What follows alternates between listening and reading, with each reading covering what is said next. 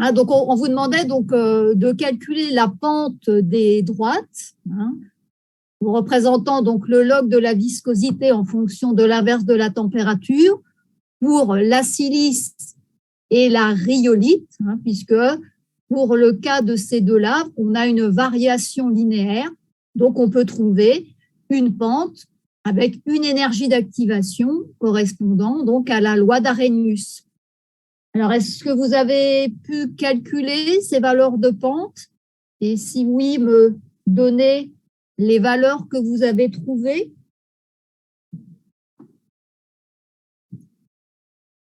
Alors, pour la silice, quelle est la valeur de l'énergie d'activation?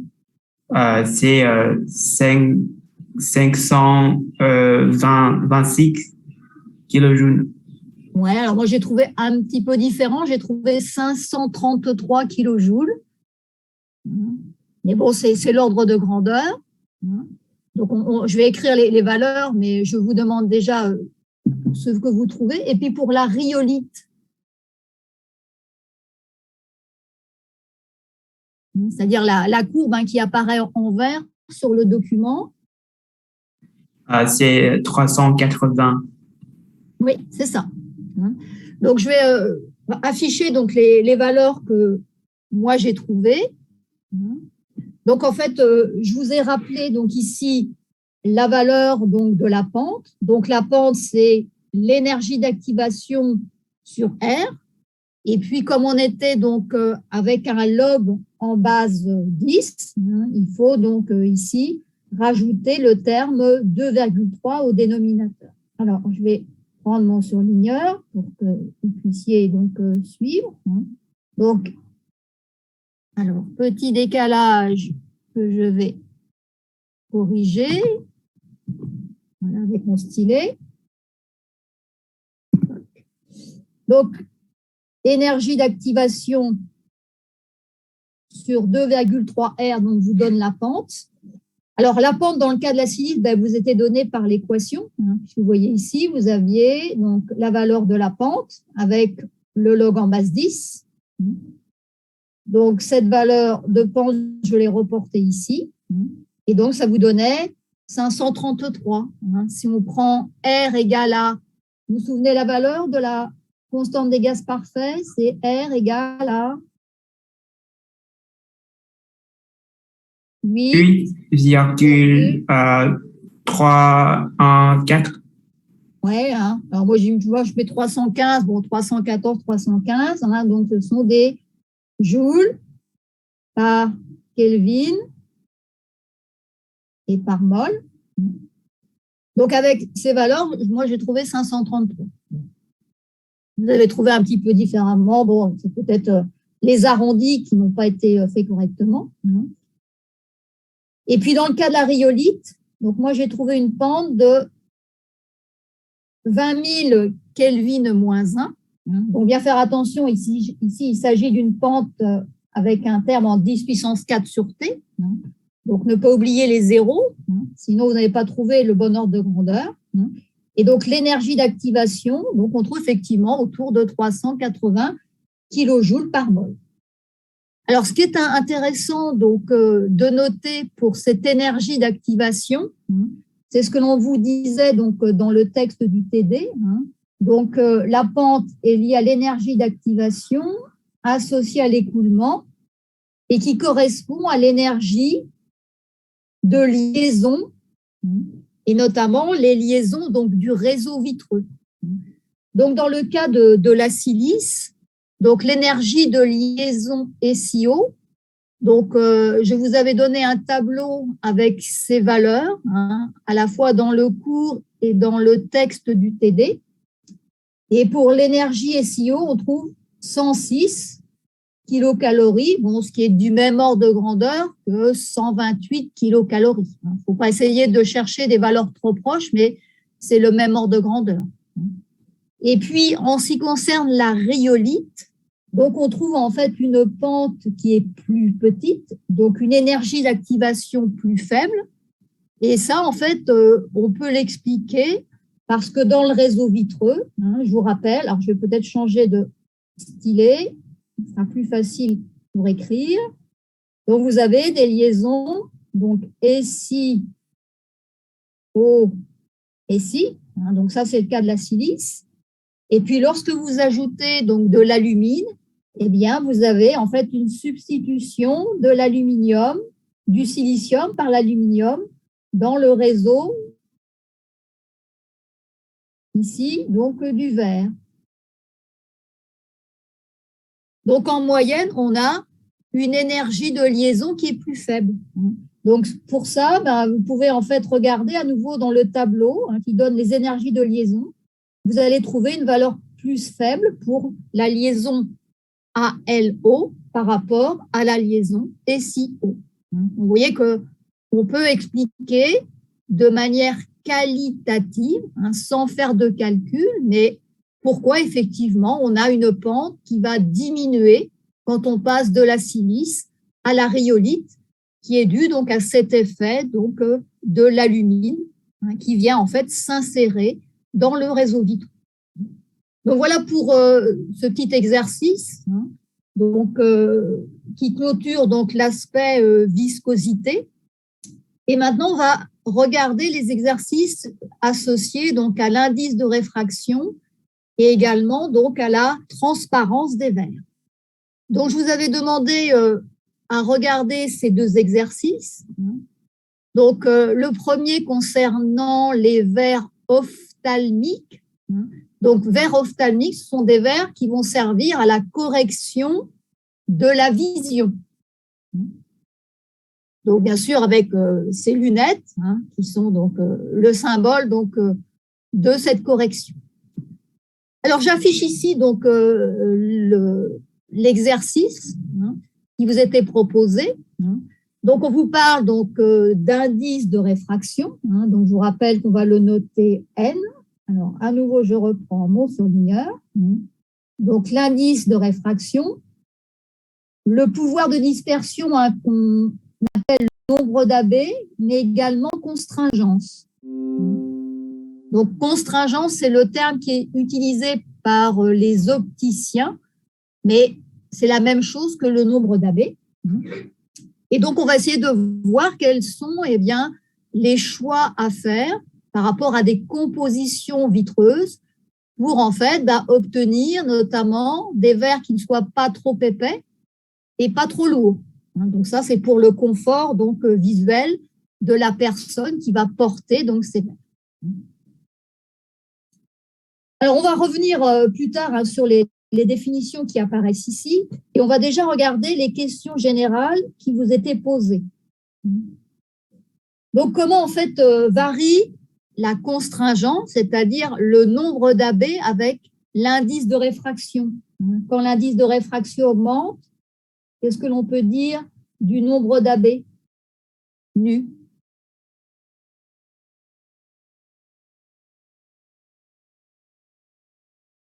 Est-ce que vous vous souvenez de la définition? Le nombre d'AB diminue. Oui, alors ça, en fait, on peut l'expliquer facilement en reprenant la définition. Donc, je vous rappelle, nombre d'AB, c'est ND-1 sur NF moins NC. Et notamment, au dénominateur, on voit apparaître la variation de l'indice de réfraction par rapport à deux couleurs. Donc, la raie F, c'est une raie bleue. La raie C, c'est une raie rouge. Et donc, quand ce terme NF moins NC augmente, donc le verre est plus dispersif, il décompose plus la lumière, eh bien, on voit que le terme nu va diminuer. Donc, c'est une façon simple d'expliquer donc ici ce résultat. Et puis, on peut le vérifier sur des compositions donc de verre. Alors, je vais afficher le petit document que vous aviez en cours, qui était donc la représentation donc, de l'indice de réfraction en fonction du nombre d'AB. On avait vu que de manière générale, donc on a une variation qu'on peut décrire par cette courbe. On a bien donc une ici, augmentation donc, du nombre d'AB, ici, quand donc, l'indice de réfraction diminue. Donc, on retrouve donc, cette évolution donc, dans la totalité donc, des verres, quelle que soit leur composition. Alors ensuite, on vous posait des questions donc, par rapport donc, à la composition donc, de certains verres. Et puis, on va essayer de compléter le tableau. Vous voyez que vous avez en fait ici, pour un verre LaND1, eh bien, donc des valeurs de ND et de NU qui ne sont pas donc données.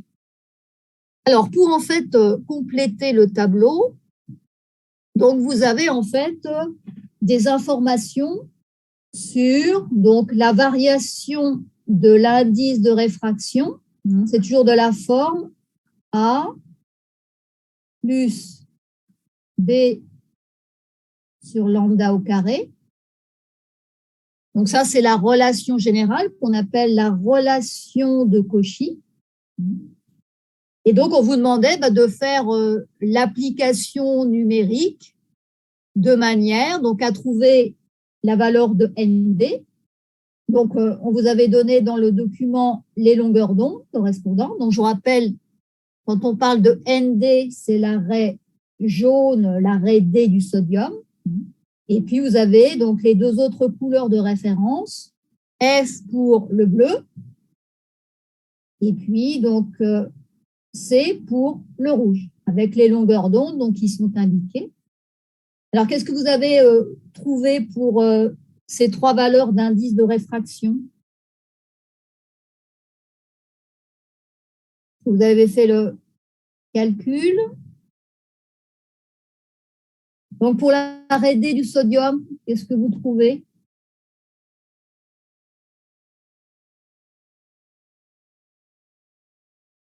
Là, tu n'as pas ouvert C'est ton 1,794. Alors, 1,794, oui. Pour l'arrêt, donc, F à 486,1. On va trouver un indice plus élevé. 1,810. Oui, c'est ça. Et puis pour le rouge, donc là, on va avoir une valeur plus faible. C'est 1,788.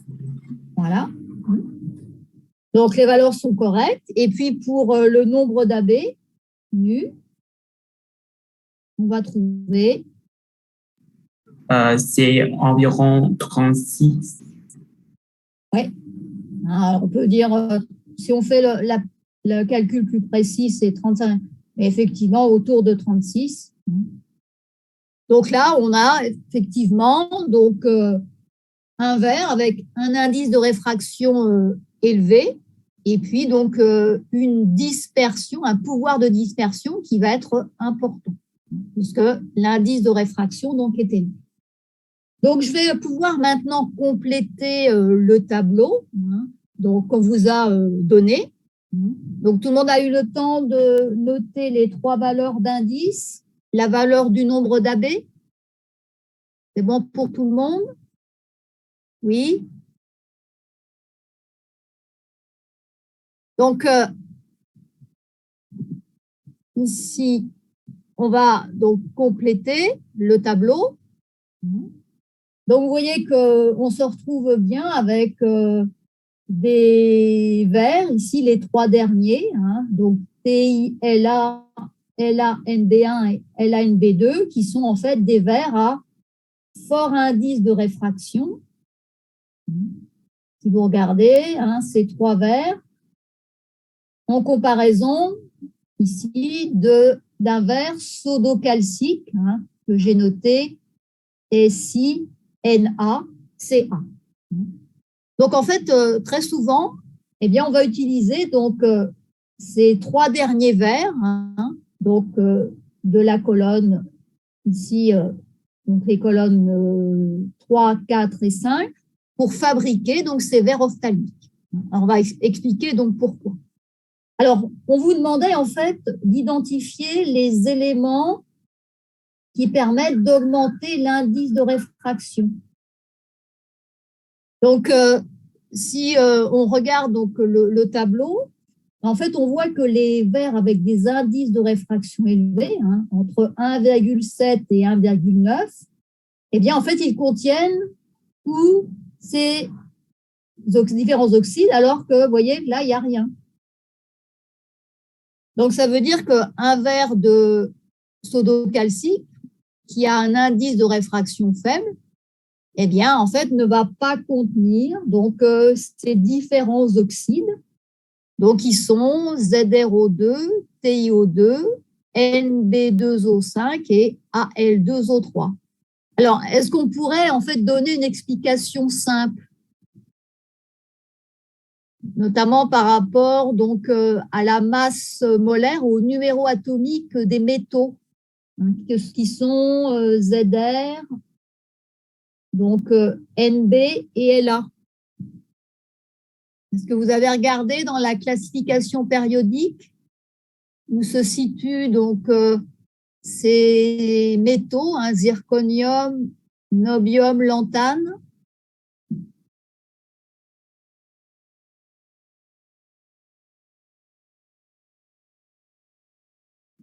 Ce sont les métaux de transition 3D et 4D. Oui, mais de manière plus précise, en fait, on va aller vers des numéros atomiques élevés. Et c'est en fait ce qui va être important donc, pour l'indice de réfraction.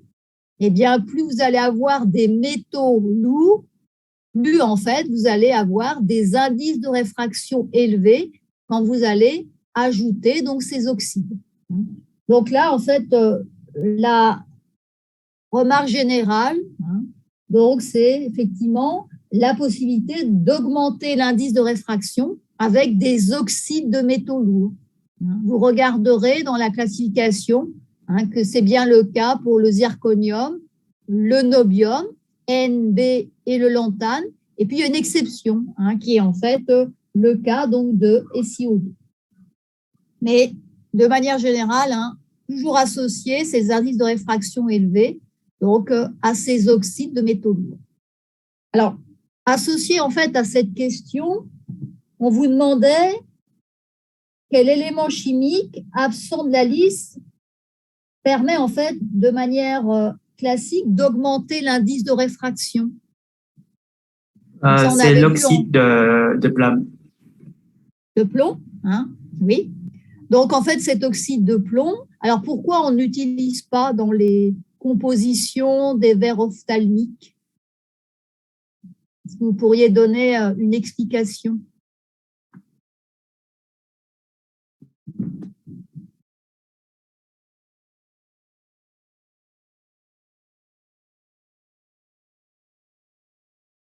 Vous savez qu'on parle parfois de l'intoxication au plomb. Est-ce que vous avez déjà entendu parler s'il y a trop, par exemple, de plomb dans l'eau potable ou si effectivement on a du plomb dans certaines peintures? Eh bien, si en fait on absorbe le plomb, ça peut donner une maladie. Donc, on dit en fait que le plomb est un élément toxique.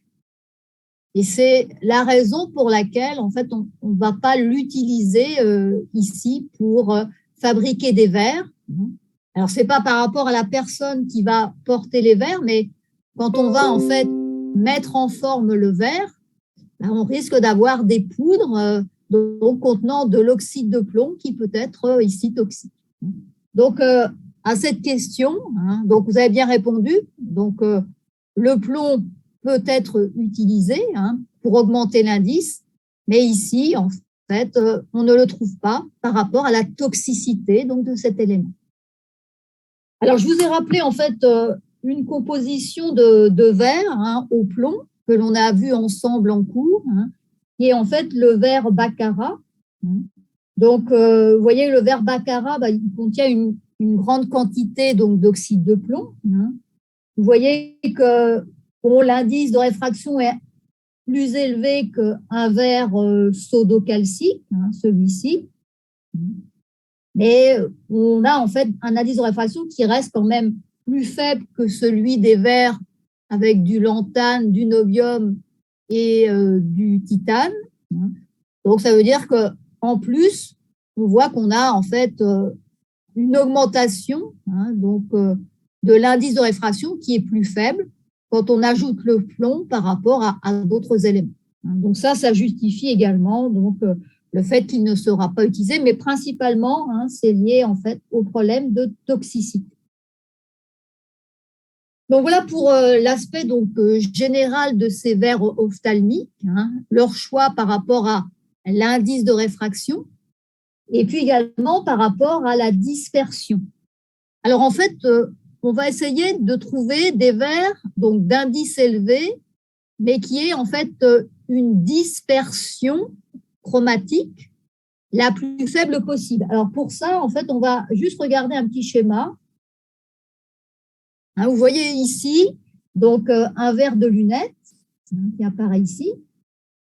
Et puis quand j'envoie en fait de la lumière, donc sur ce verre, eh bien vous voyez que du fait de la dispersion chromatique, on va avoir une décomposition de la lumière.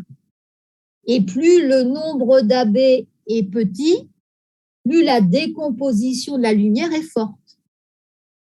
Donc, il va apparaître, vous voyez, ce qu'on appelle un défaut de focalisation, c'est-à-dire que l'image, elle ne va pas se faire au même endroit en fonction de la longueur d'onde.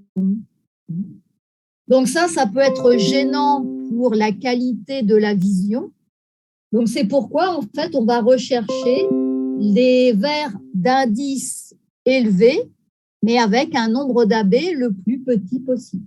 Alors ça, on va le rajouter. Je vous enverrai en fait cette petite photo avec d'autres corrigés. Et on va juste indiquer ceci. Donc on recherche.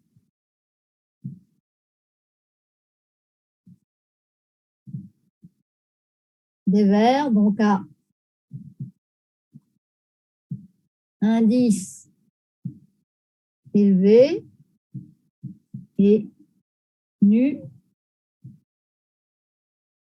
relativement grand. Alors, la valeur limite, souvent que l'on se fixe, on dit qu'en fait, on veut... Pardon, je vais reprendre ma gomme, j'ai mal écrit. En fait, on va rechercher souvent des nombres d'AB, donc ici, supérieurs à 30. Si c'est inférieur à 30, en fait, on aura un défaut de focalisation qui sera trop important. Donc, ces verres ne pourront pas être utilisés donc, dans le cas donc, de la correction, donc avec ces verres donc, de lumière. Donc, je vous enverrai cette petite photo, comme ça, vous l'aurez donc sous les yeux pour revoir donc, ces exercices. Alors, maintenant, on va essayer donc, plus précisément donc, de voir quelles vont être les dimensions donc, d'un verre de lunettes en fonction en fait, de la composition du verre qui a été donc, choisi. Donc, pour ça, on va en fait fixer une correction. Donc, vous voyez, on a pris, alors je reprends mon surligneur orange. Donc, vous voyez, on va faire une correction donc, de 6 dioptries. Donc, c'est une correction plus ou moins forte. Là, je ne me mets pas en tant qu'opticien, mais bon, en tant que personne qui veut faire un calcul. Donc, on veut une valeur de correction de D et on vous a donné la définition de la dioptrie. Vous voyez, la dioptrie va dépendre de l'indice de réfraction du verre et également donc du rayon de courbure du verre. Donc, vous voyez, en fait, on va prendre un verre donc de forme ronde ici et en fait, on va couper un petit morceau ici. Et on va en fait définir eh bien, le rayon ici donc de ce morceau donc de verre sous forme donc de cylindre. Alors, ce qui va être important donc par rapport à notre verre de lunettes, eh bien, ça va être, vous voyez, l'épaisseur qui apparaît. Alors, je vais peut-être le mettre d'une autre couleur ici, en rouge. Vous voyez, l'épaisseur du verre, ça va être un paramètre important associé à la correction. Et vous voyez en fait que par rapport au petit dessin que j'ai fait ici, donc j'ai pris en fait deux verres avec des diamètres différents. Si en fait je prends une même hauteur de verre, donc la hauteur ici je l'ai appelée L, eh bien vous voyez que plus le rayon R est grand, plus l'épaisseur va être petite. Donc ça en fait on va le retrouver donc au niveau donc de la correction. Donc vous voyez, donc si R augmente, l'épaisseur diminue. Et ce que l'on va essayer d'avoir, ce sont des verres les moins épais possibles, à la fois par rapport donc à l'aspect esthétique, également par rapport au poids donc du verre. Donc on va essayer de trouver à la fois l'épaisseur, également donc le poids d'un verre par rapport à cette correction donc de 6 dioptries. Et on va pour ça eh bien, prendre deux verres, donc le verre sodocalcique et le verre LaND1. Alors, est-ce que vous avez réussi à faire ces calculs, c'est-à-dire à trouver donc pour les deux verres, le verre donc sodocalcique et le verre LaND1, est-ce que vous avez trouvé les masses, l'épaisseur et la masse?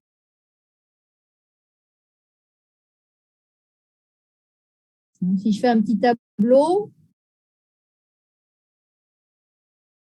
je vais bien écrire.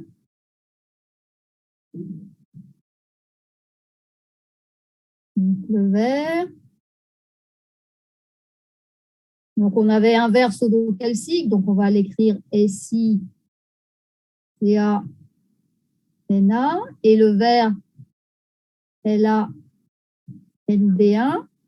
Est-ce que vous avez trouvé donc l'épaisseur,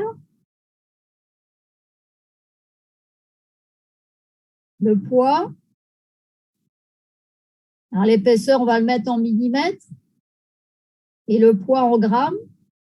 Est-ce que vous avez des valeurs à me proposer?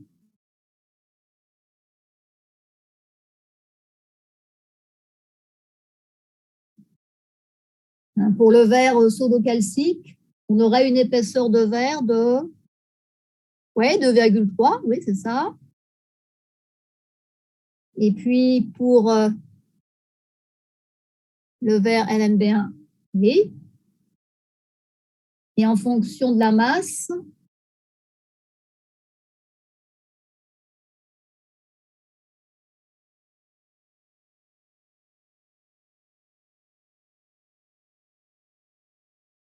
est-ce que vous avez trouvé la masse? Non? Ah non, madame. Non? Alors, donc les épaisseurs donc, sont bonnes. Donc, une fois que vous avez en fait l'épaisseur, vous allez pouvoir calculer le volume. Donc, vous avez, je reprends donc, mon surligneur.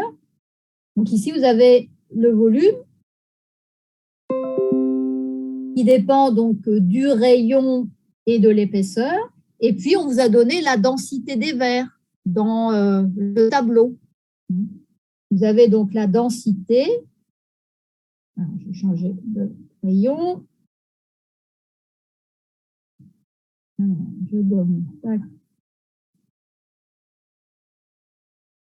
Alors, stylet. Donc, la densité, c'est la masse sur le volume. Donc, le volume, vous l'avez ici. La densité, elle était donnée donc, dans le tableau. Vous aviez pour donc, le verre SiNaCa 2,5. Et puis pour le verre LaND1, vous aviez 3,6. Donc, en reprenant donc, le rayon, donc le rayon, il était, alors peut-être complété pour avoir un résultat. Donc, le rayon, si en fait tu as réussi à trouver 2,3, c'est que le rayon obtenu était correct. Donc, on doit trouver 8,7 en centimètres, c'est ça? Pour le rayon du verre SiNa. Oui. 8,7 et 13,2 centimètres. Donc, on trouve bien que plus le rayon est grand, plus l'épaisseur est faible.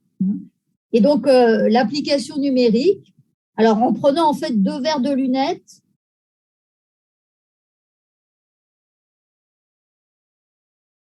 alors, voilà, je vais prendre mes lunettes.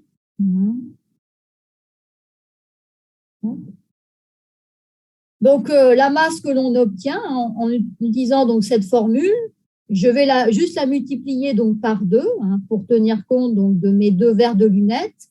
Et en fait, je vais obtenir, alors pour le verre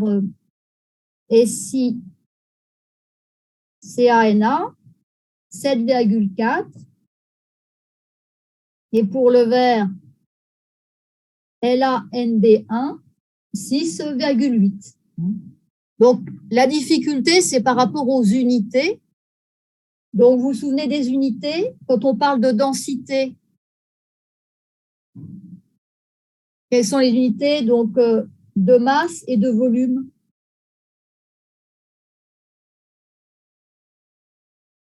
Grammes sur millimètre. Non, ça sera ici, c'est un volume. Donc, ça sera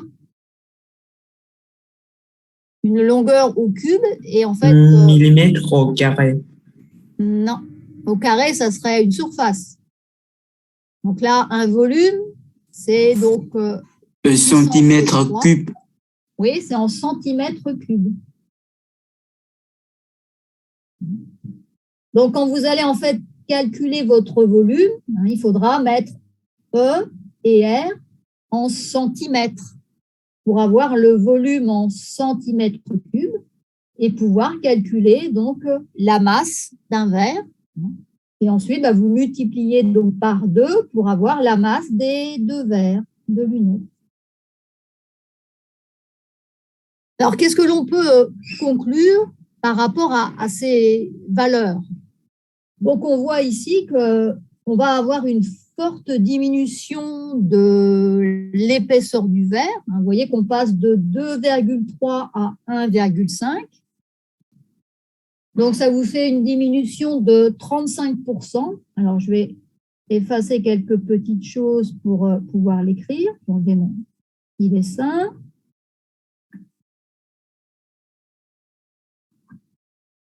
Alors, ici. Alors, je vais le mettre en rouge. Voilà. Donc, on a moins 35%. Vous faites 2,3 moins 1,5 sur 2,3. Donc, ça vous donne la variation en épaisseur. Vous voyez, elle est importante. Et puis, la variation en poids, en fait, ça vous donne uniquement moins 5%. Donc, vous voyez que le gain principal par rapport donc au choix de ce verre LaND1, eh bien, c'est de diminuer l'épaisseur. Par contre, le gain en poids est plus faible parce que les verres sont plus denses. Vous voyez, la densité du verre LaND1, c'est 3,6 par rapport à 2,5. Alors, j'ai une petite question. À votre avis, si en fait on veut diminuer donc de manière importante le poids, quelle grande famille de verres pourrait-on utiliser? Là, on a parlé en fait des verres minéraux, donc à base notamment d'oxyde métallique. Quel autre type de matériaux peuvent servir à fabriquer des verres ophtalmiques? Est-ce que vous savez quels sont les autres verres que l'on peut utiliser? On parle de verres minéraux et de verres.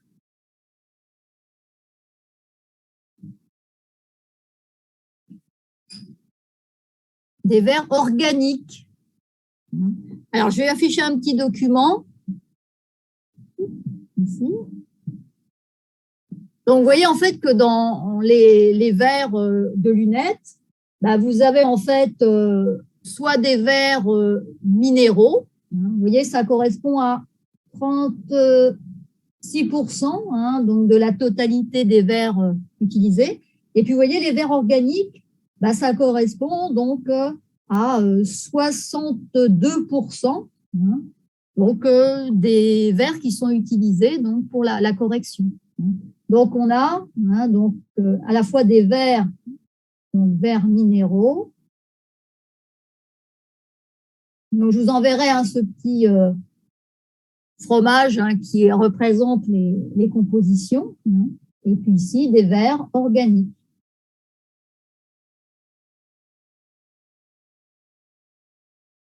Donc, l'intérêt principal des verres organiques, c'est en fait le poids. Donc, on va en fait pouvoir ici, avec ces verres organiques, diminuer donc le poids donc des verres. Par contre, il faut trouver des verres organiques à fort indice de réfraction. Alors, je vais vous montrer en fait deux compositions. Et à nouveau, je vous enverrai ce petit document. Donc, vous avez ici donc des verres donc à base de polymères. Vous voyez, ce sont des polycarbonates qui, eh bien, ont des verres, vous voyez, qui peuvent aller jusqu'à 1,59 en termes, donc, ici, d'indice de réfraction, alors que les densités sont faibles. Et ça va permettre, tout en ayant une constringence relativement donc, faible.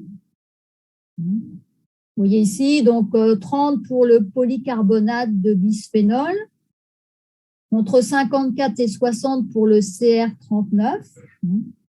Eh bien, on va réussir donc à obtenir des verres qui ont la même correction que les verres minéraux, mais qui auront en fait une masse beaucoup plus faible. Alors, j'ai fait un petit calcul pour le CR39.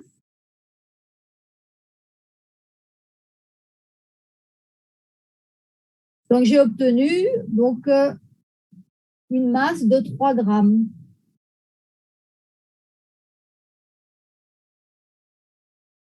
Pour une épaisseur de 2 mm.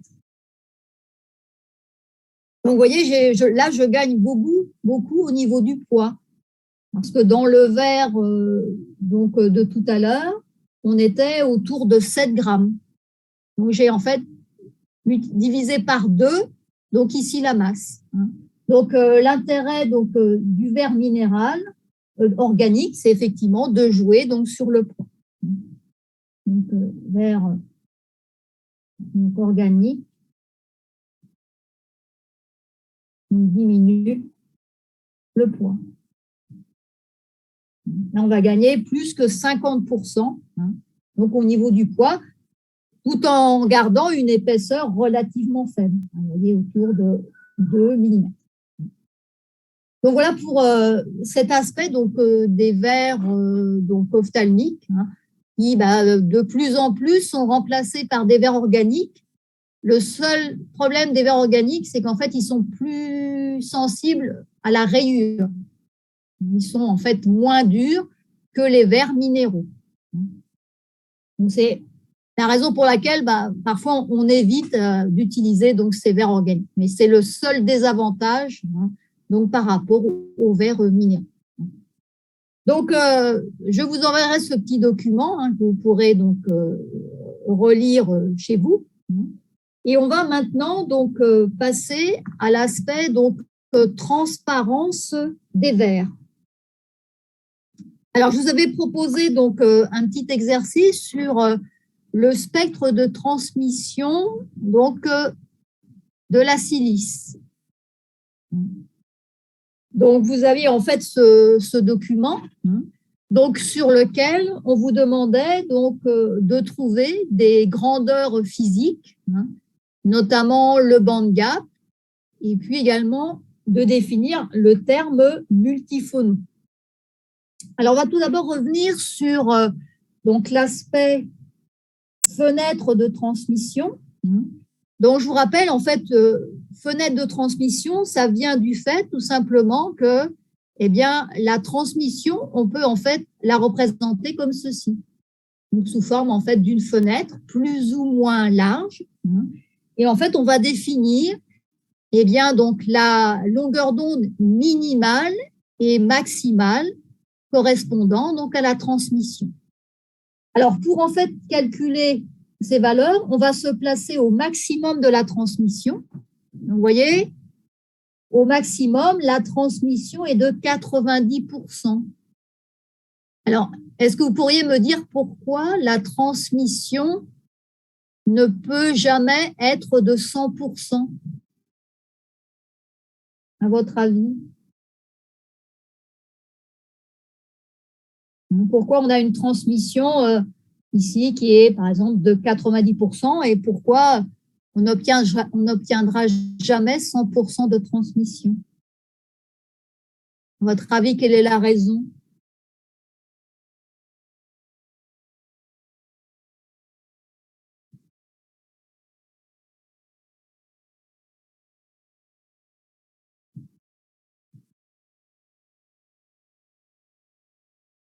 Vous avez une idée? Non?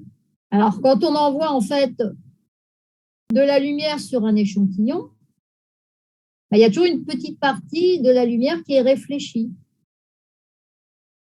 Alors que ce soit à l'entrée ou également à la sortie du verre. On va voir en fait ce phénomène de réflexion qui fait que votre transmission, elle ne sera jamais donc de 100%. Vous verrez dans le document de cours, je vous avais fait un petit calcul pour en fait trouver donc le pourcentage de réflexion. Et on avait vu qu'il augmentait avec l'indice de réfraction. Donc, toujours une réflexion inférieure, donc à 100%, du fait donc de cette réflexion donc de la lumière au niveau de la surface, donc soit d'entrée ou de sortie. Alors, pourquoi en fait j'ai parlé de ce maximum de transmission? En fait, parce que si on veut définir la valeur de la longueur d'onde de coupure, donc la valeur qui est ici, eh bien, en fait, on va se placer à la valeur 90% sur 2. Ça va être donc la valeur qu'on va se fixer pour définir donc, cette transmission. Donc, on est à 45%, donc même chose de l'autre côté. Et donc, on va lire sur le document, eh bien, donc, les valeurs donc, correspondantes. Donc, vous voyez que aux petites longueurs d'onde, on va avoir 165. Alors, je vais peut-être effacer ce que j'ai écrit avant. 165 ici. Donc, longueur d'onde de coupure. Donc, aux petites longueurs d'onde, donc lambda 1 ici, 165. Et puis, donc, aux grandes longueurs d'onde, lambda 2, on va trouver autour de 3,5 microns. Est-ce que vous vous souvenez quels sont les phénomènes qui, en fait, limitent la transmission aux petites longueurs d'onde? Pourquoi le verre, vous voyez, il n'est plus transparent à une longueur d'onde inférieure à 165 nanomètres?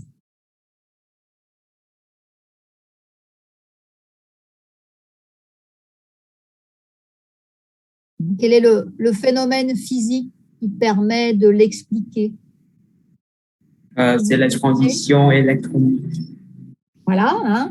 Et plus précisément, c'est une transition entre donc, deux bandes d'énergie qu'on représente souvent comme ceci pour tout matériau solide.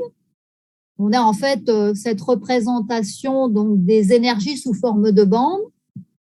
À basse énergie, on a ce qu'on appelle la bande.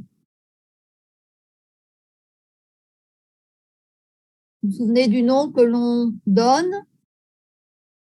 Bande de valence. Oui, bande de valence, hein, donc V pour valence. Et puis au-dessus, on a Bande de conduction. voilà, la bande de conduction.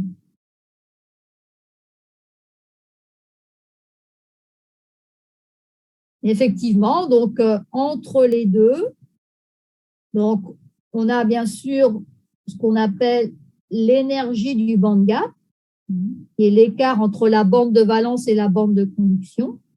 Et en fait, eh bien, si vous avez donc un photon d'énergie supérieur à EG, eh bien, il va pouvoir y avoir la transition électronique, donc de la bande de conduction vers la bande de valence. Donc ça, c'est si vous avez donc une énergie du photon supérieure à EG.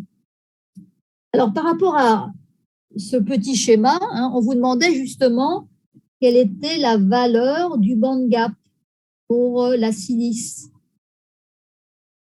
Vous pouvez donc me rappeler quelle est la formule qui va permettre de faire ce calcul à partir de la longueur d'onde de coupure. C'est lambda de coupure. Je vous rappelle, c'est le nom que l'on donne aux valeurs maximales et minimales. Donc lambda pour longueur d'onde, pour simplifier. Est-ce que vous vous souvenez de la relation?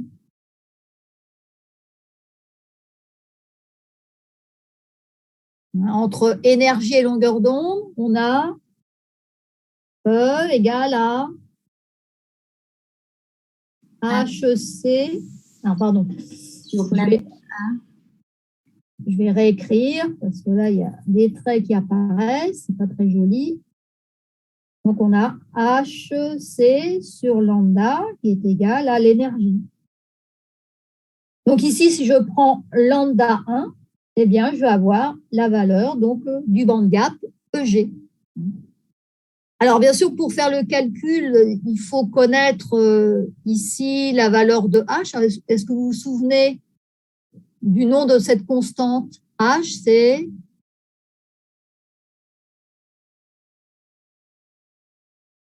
H, que représente H? On appelle la constante de Planck. Donc, il vaut 6,63 10 puissance moins 34. Alors, c'est en joules secondes, donc c'est unité du système MKSA. C, que représente C? C'est la vitesse de la lumière dans le vide. Oui, c'est ça. Donc, c'est égal à 3 10 puissance 8. Donc, en mètres seconde moins 1. Et puis, donc, la longueur d'onde, donc, pour être dans le système d'unité internationale, il faudra la mettre en mètres. Donc, ici, on est à 165 nanomètres. Donc, on sera à 165 10 puissance moins 9 mètres. Donc, là, on va avoir une énergie donc, en joules. Et très souvent, plutôt que des joules, quelle unité on va choisir quand on parle de niveau d'énergie par rapport à des atomes, par rapport à des molécules? Quelle est l'unité qu'on va plutôt utiliser? Électron-volt. Oui. Alors, vous pouvez me rappeler, donc, un électron-volt correspond à combien de joules? 1,6 Oui. multiplié 10 puissance moins 19. Oui, c'est ça. Donc, si la valeur de EG obtenue en joules, vous la divisez par 1,6 10 puissance moins 19, eh bien, vous allez obtenir EG en électron-volt. Alors, je ne sais pas si quelqu'un a pu faire le calcul. Et vous avez une valeur à me proposer? C'est 7,5 Oui, électronvolts. c'est ça. Hein, donc, on trouve 7,5 électronvolts. Donc, on voit que plus le band gap diminue, plus la longueur d'onde va augmenter. Donc, en fait, certains verbes vont avoir une longueur d'onde de coupure qui peut se décaler dans le visible. Donc, c'est directement lié à cette valeur. Donc, ça, c'est ce qui se passe aux courtes longueurs d'onde. Alors maintenant, si on regarde aux grandes longueurs d'onde, quel est en fait le phénomène qui va expliquer pourquoi le verre ne transmet plus au-dessus de 3,5 microns?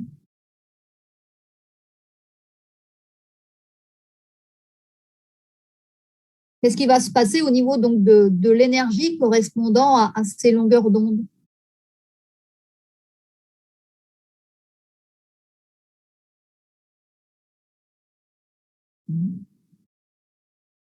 Donc, en cours, on avait parlé d'absorption. Alors, vous voyez le terme absorption multiphonon. Et en fait, le phonon, c'est une énergie de vibration. C'est-à-dire que, aux grandes longueurs d'onde, la lumière va être absorbée pour faire vibrer les liaisons. Et si l'énergie est absorbée, le matériau ne sera plus transparent.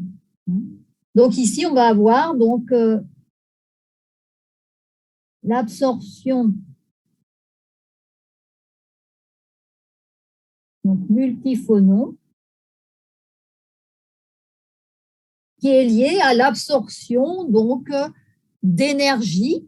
Et plus précisément, on vous a parlé, on vous a rappelé que l'énergie de phonon, alors je vais peut-être prendre mon souligneur ici, en orange, voilà, on vous a rappelé que l'énergie de phonon, donc l'énergie de phonon, c'est l'énergie de vibration, c'est la même chose. Mais on va préciser en fait que c'est l'énergie de vibration la plus élevée. Et donc, l'énergie de liaison la plus élevée, c'est l'énergie du formateur, puisque c'est grâce à cette valeur qu'on a pu faire le classement entre formateur, modificateur, intermédiaire. Donc ici, on va prendre l'énergie de la liaison métal-oxygène du formateur. Alors ici, comme on était dans le cas de la silice, ça va être la liaison SiO. Et en fait, c'est l'absorption d'un photon qui a la même énergie que l'énergie de phonon, qui va expliquer que le matériau n'est plus transparent.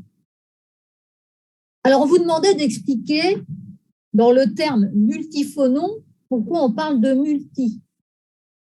Multi, ça veut dire qu'il y a plusieurs phonons. Alors, ce que l'on va essayer de faire, c'est de comparer l'énergie associée à lambda 2 et le comparer à l'énergie de liaison. Alors, déjà, je vais effacer les petits calculs pour qu'on y voit plus clair.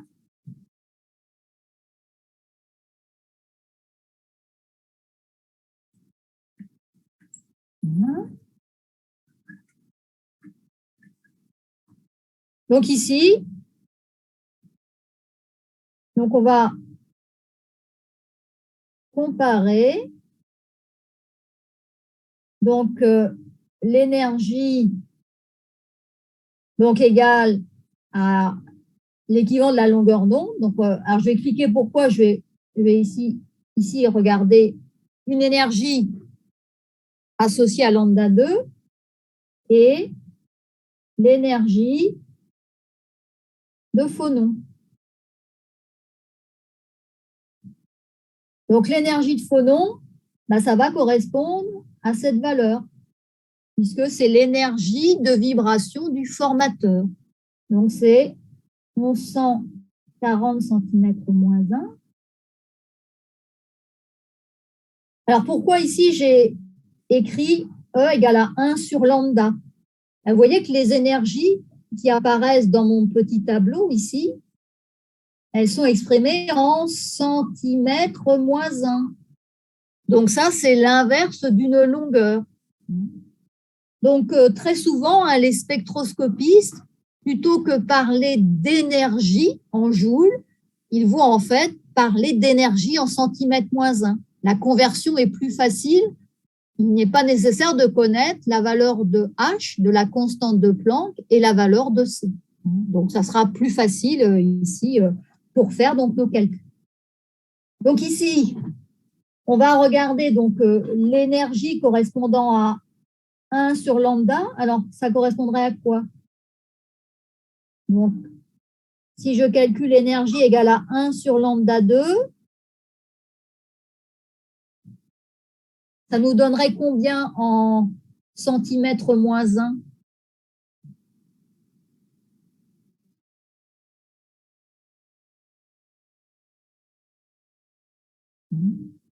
Ici, donc on doit avoir une énergie en centimètres moins 1, donc une longueur d'onde qui doit être exprimée en centimètres. Donc, quel calcul faudrait-il faire si on part d'une valeur de longueur d'onde en nanomètres? Qu'est-ce qu'il faudrait rajouter ici? Pour passer des nanomètres au centimètre.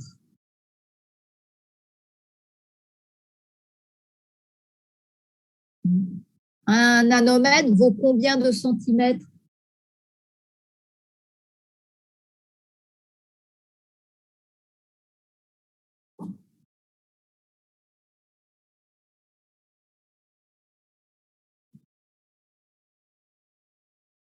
Et le facteur entre les deux unités?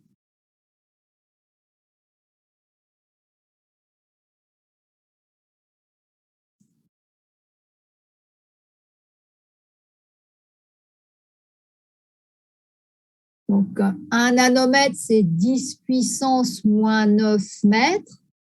Un centimètre, c'est 10 puissance moins 2 mètres. Donc, on va avoir un coefficient 10 puissance moins 7. Alors, je vais ici. Donc, voilà. Donc, on a 10 moins 7.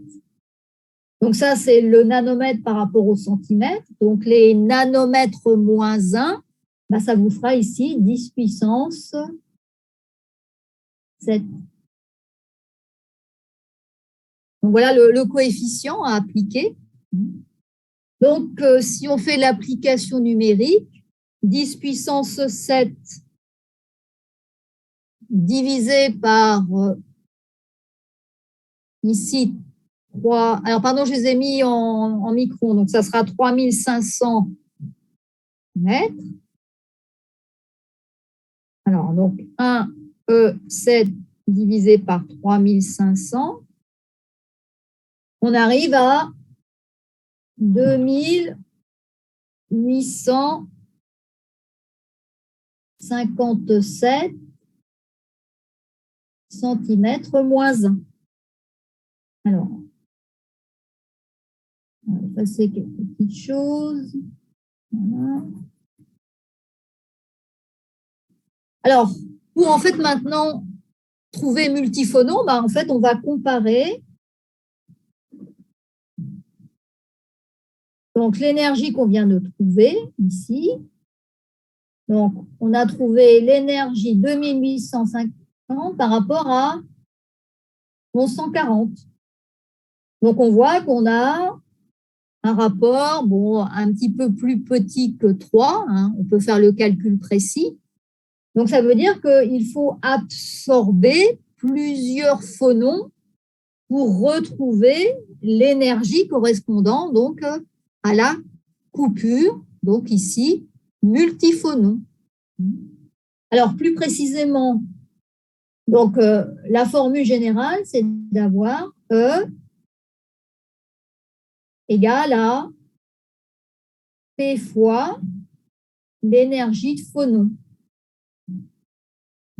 Donc, P, ça va représenter le nombre de phonons qui sont absorbés au niveau de l'absorption multiphonon. Donc, si on fait l'application numérique, donc on met 2857 divisé par 1140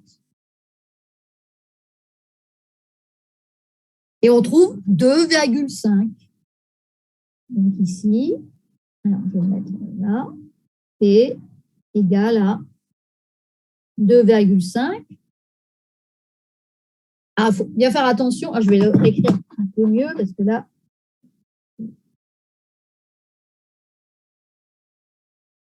avec le stylet. Voilà, donc on a P égale à 2,5. Alors, il faut savoir que P doit être un nombre entier. C'est-à-dire qu'on a un multiple de phonons. C'est comme un photon, vous ne pouvez pas avoir un demi-photon. C'est la même chose, donc on va en fait absorber 2 ou 3 phonons. Donc, vous voyez que P, ça correspond à un nombre multiple de fois l'énergie de phonon. C'est pour ça qu'on va l'appeler multiphonon. S'il y avait eu en fait l'absorption d'un seul photon, on aurait pu dire que c'était monophonon. Mais là, c'est multiphonon. Donc, on trouve toujours à peu près la même valeur. Quel que soit le vert, on a toujours entre 2 et 3 phonons absorbés au niveau donc, de la frontière, multiphonon. La frontière, c'est là où s'arrête la transparence du verre. Donc voilà 2 paramètres importants. Quand on parle en fait d'une matrice ou d'un verre, on va parler de la valeur du band gap et de la valeur de l'énergie de phonon. Et ce sont ces 2 valeurs qui vont limiter la transparence ici donc du verre. Donc le band gap à gauche, l'énergie de phonon à droite. Donc, par rapport à l'énergie de phonon, eh bien, si vous avez une énergie de phonon qui est faible, on va en fait décaler vers la droite, donc la transparence donc, du matériau. Alors ici, je peux le faire apparaître. Donc, je vais prendre mon stylet, ce sera mieux. Donc, je peux prendre une autre couleur, en bleu. Donc ici, vous allez en fait déplacer votre limite lorsque l'énergie de phonon diminue.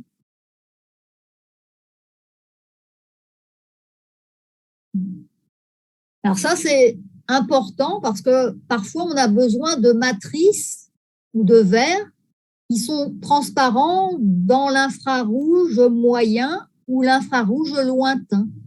Donc, on va chercher des verres qui ont des énergies de phonon faibles. Alors, est-ce que vous vous souvenez, donc par rapport aux documents de cours, quels sont les verres qui ont des énergies de phonon faibles? Est-ce que vous vous souvenez du type de verre ayant donc cette propriété?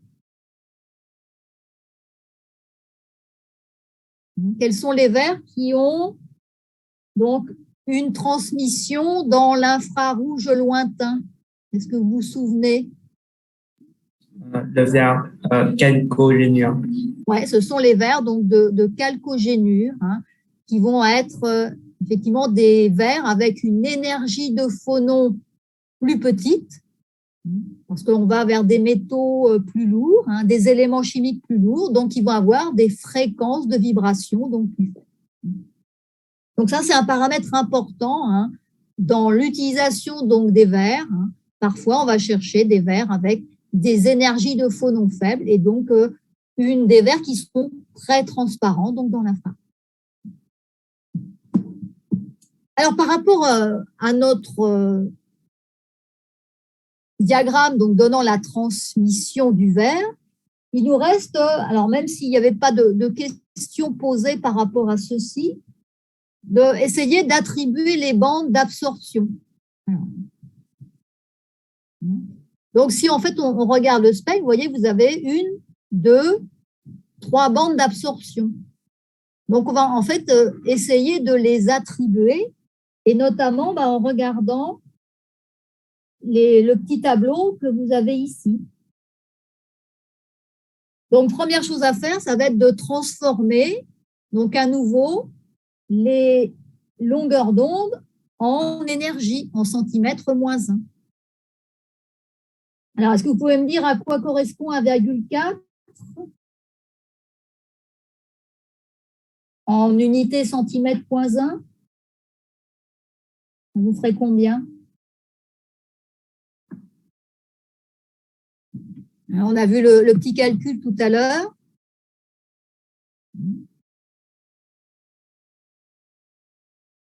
Donc, si on veut aller plus vite, on peut plutôt faire 10 puissance 7 sur la longueur d'onde en nanomètres. On peut faire 10 puissance 4 sur la longueur d'onde en microns. Donc, oui, on trouve effectivement donc 7140. Pour 2,2, on va trouver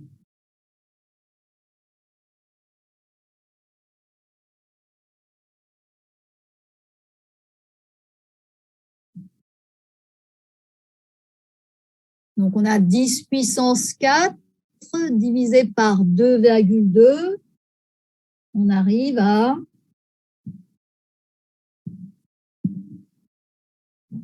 oui, 4450.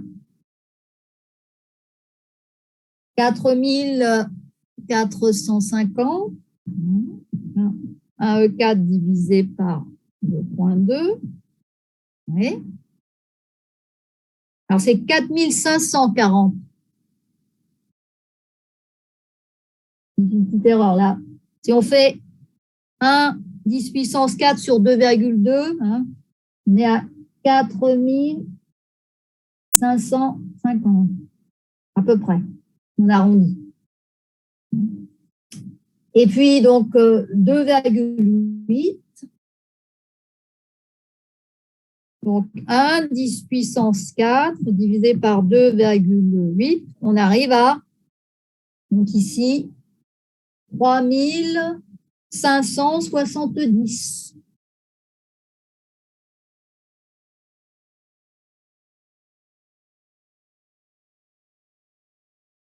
Donc, si on regarde en fait les valeurs donc, du tableau, donc la première bande, si je la mets en bleu, donc 7100, ça ressemble à cette valeur. Donc, ça sera en fait SiOH. C'est la valeur en fait qui est la plus proche. Donc, ça veut dire que dans mon verre, eh bien, il y a en fait des groupements OH. Ça, c'est dû en fait à la technique de préparation. En fait, il y a toujours des résidus donc d'eau, donc qui provoquent une petite hydrolyse donc de la silice, qui vont en fait faire apparaître donc ces bandes SiOH. Alors, vous avez également donc la bande à 3570. Donc, celle-ci, vous voyez, ça peut être soit celle-ci ou celle-ci. Alors, à votre avis, laquelle des deux est la plus plausible? Laquelle choisir entre les deux?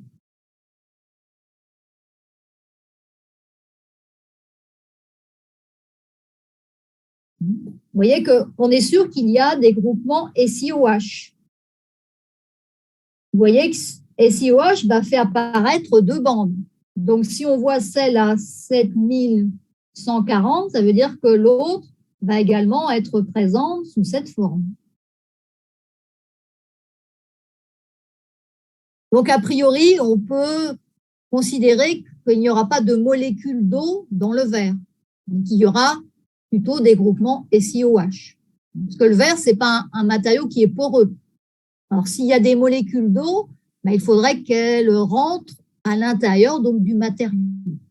Donc, on va mettre pas de molécules d'eau dans le verre.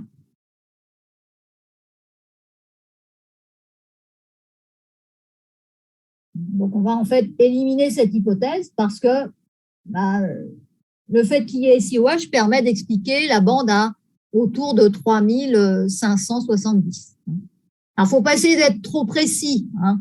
C'est vraiment des bandes larges avec des petits décalages donc, qui peuvent apparaître. Et puis, en fait, la troisième bande ici qui apparaît, alors là, ça, c'est plus difficile à trouver. Donc, ça va en fait correspondre ici à une combinaison de bandes. Alors, je vais l'écrire ici. Donc, on va avoir donc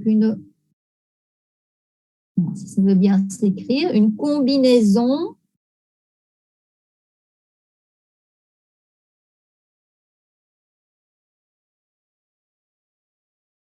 de bandes de vibration. Et en fait, cette combinaison, c'est la vibration donc, de la liaison donc, à 3570 plus la vibration donc, de la liaison SiO. On est sûr qu'il y a des liaisons SiO dans le verre, puisque c'est notre matériau SiO2. Donc, quand on fait en fait la somme des deux, donc 3570 plus donc 1140, on trouve 4710, qui n'est pas très éloigné en fait de cette valeur, donc 4550. Donc parfois, il peut y avoir des combinaisons en fait de vibrations. Donc là, il faut vraiment donc ici tenir compte de la présence de SiOH et bien sûr de la présence de liaisons donc SiO qui sont majoritaires à l'intérieur donc du verre. Alors, on aura l'occasion de reparler donc de ces liaisons SiOH qui sont en fait très importantes quand on va fabriquer des fibres optiques. Et quand on fabrique des fibres optiques, eh bien, il va falloir éliminer ces groupements SiOH. Donc, on va le mettre ici. Donc, ça, c'est… On ne va pas mettre dangereux, mais on va mettre… On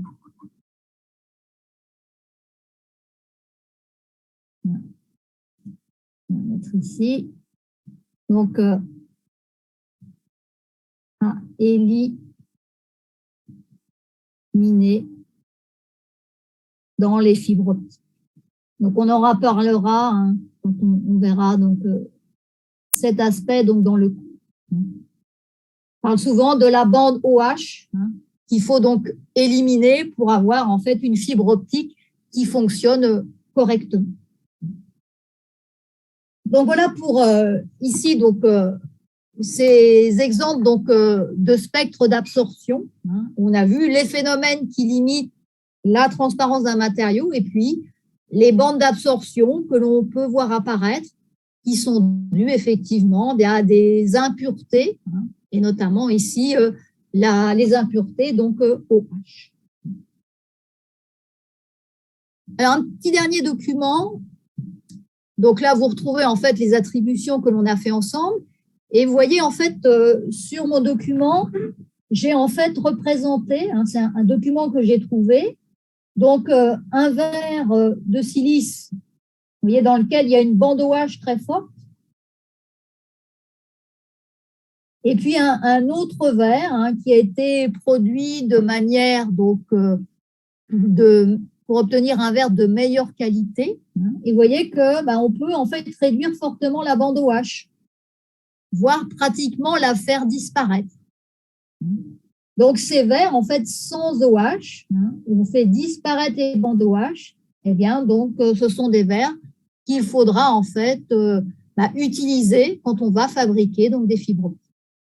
Donc, à nouveau, je vous enverrai ce petit document pour vous montrer, comparer, en fait, un verre qui contient des OH et un verre qui n'en contient pas. Donc, maintenant, on va pouvoir revenir sur les documents donc, de cours. Et on va donc continuer sur l'étude des verres, mais cette fois-ci, l'aspect donc coloration.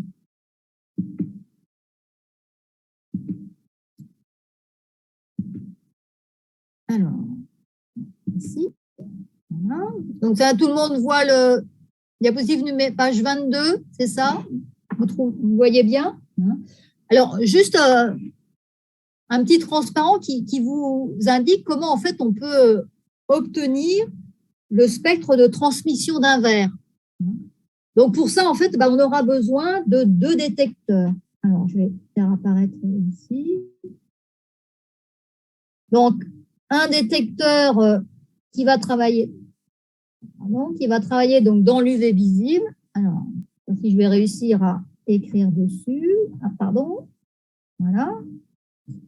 Avec mon stylet, en changeant la couleur. Voilà. Vous voyez qu'on va en fait avoir besoin d'un spectromètre UV visible et puis d'un spectromètre infrarouge. Et en fait, on va ensuite recombiner les 2 spectres pour en fait obtenir donc le spectre total. Alors pourquoi? Tout simplement parce que quand on va utiliser un spectromètre, on a besoin d'un détecteur. Et vous n'aurez jamais des détecteurs qui seront sensibles à la fois dans l'UV visible et dans l'infrarouge. Donc, c'est la raison pour laquelle vous avez besoin en fait de 2 types de spectromètres, UV et visible. Donc, c'est juste une petite information donc, par rapport à la façon dont on obtient en fait un spectre de transmission. Alors, vous avez également un petit schéma qui vous montre les problèmes de réflexion dont on a parlé tout à l'heure, qui explique pourquoi en fait, on limite la transmission. Vous voyez, là, on est toujours à 80% pour ce verre. C'est dû donc à la réflexion, ici, au niveau des surfaces donc d'entrée et de sortie donc, des verres. Donc, on n'aura jamais 100% de transmission dû en fait à la réflexion donc, sur les faces d'entrée et de sortie. Alors maintenant, on va parler donc des verres colorés. Donc là, vous avez en fait des photos qui vous montrent l'étendue donc des colorations qui peuvent être obtenues donc dans un verre. Et en fait, les principaux colorants donc d'un verre, ça sera en fait des ions de métaux transition. Vous savez tous que les métaux 3D, ils vont donner en fait des bandes d'absorption dans le visible. Alors, c'est dû à quel type de transition? Pourquoi, en fait, les métaux 3D ont une coloration? C'est dû à quel phénomène? À quelle théorie? Quelle est la théorie qui permet d'expliquer la coloration des ions de métaux de transition? Vous vous souvenez? Vous avez dû voir ça l'année dernière quand vous avez étudié les complexes.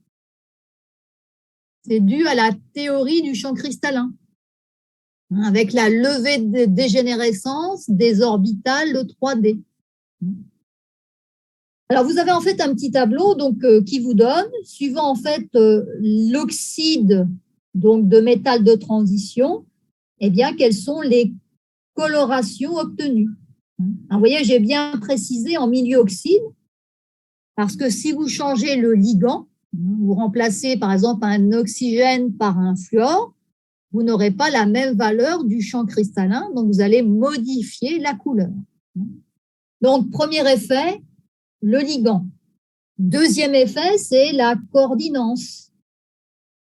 Vous savez que suivant en fait la valeur du champ cristallin, que ce soit octaédrique ou tétraédrique, vous allez en fait avoir donc des valeurs différentes et donc des bandes de transition qui vont être à plus ou moins haute énergie. Alors, si on prend par exemple le cas du cobalt, vous voyez le cobalt, si en fait il est en champ tétraédrique, il est bleu, en champ octaédrique, il est rose.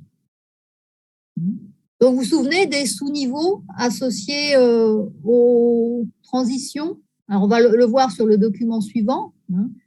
Donc, cette levée de dégénérescence entre les orbitales D, elle va être différente suivant le type de champ, et ça va permettre d'expliquer en fait ce changement donc de coloration. Donc, vous voyez en fait beaucoup de colorants différents qui vont être obtenus avec ces différents donc, ions des séries de métaux 3D.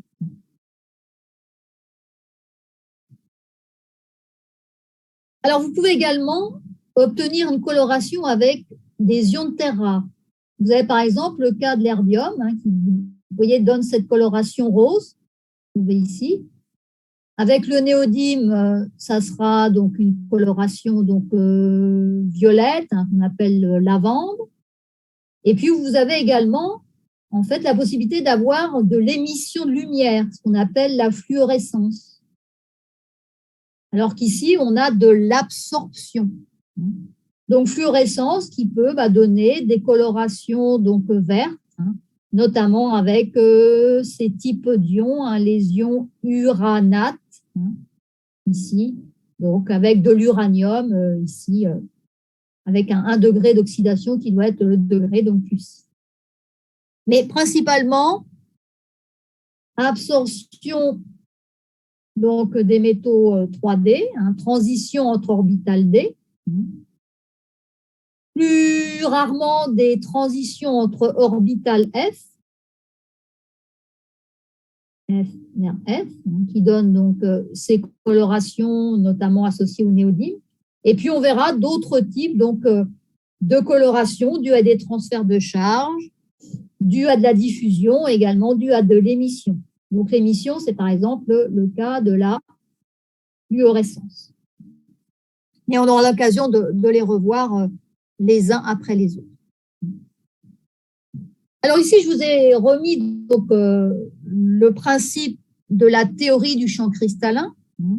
Donc, vous retrouvez des choses connues, en champ octaédrique, levée de dégénérescence des 5 orbitales D pour donner 3 sous-niveaux, donc on appelle un T2G, vous vous souvenez de ces notations, et EG.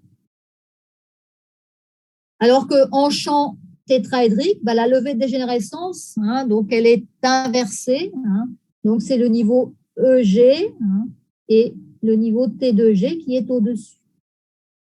Vous vous souvenez qu'entre des champs octa et tétraédriques, on a un rapport 4/9. Donc, ça explique pourquoi, en fait, quand on passe donc du champ octa au champ tétra, eh bien, en fait, on va avoir une coloration qui va passer donc du rose au bleu. Je vous rappelle que quand un matériau donc, a une certaine coloration, eh bien, il absorbe la couleur complémentaire. Si un matériau absorbe dans le bleu, donc il aura quelle couleur? Si un matériau absorbe dans le bleu,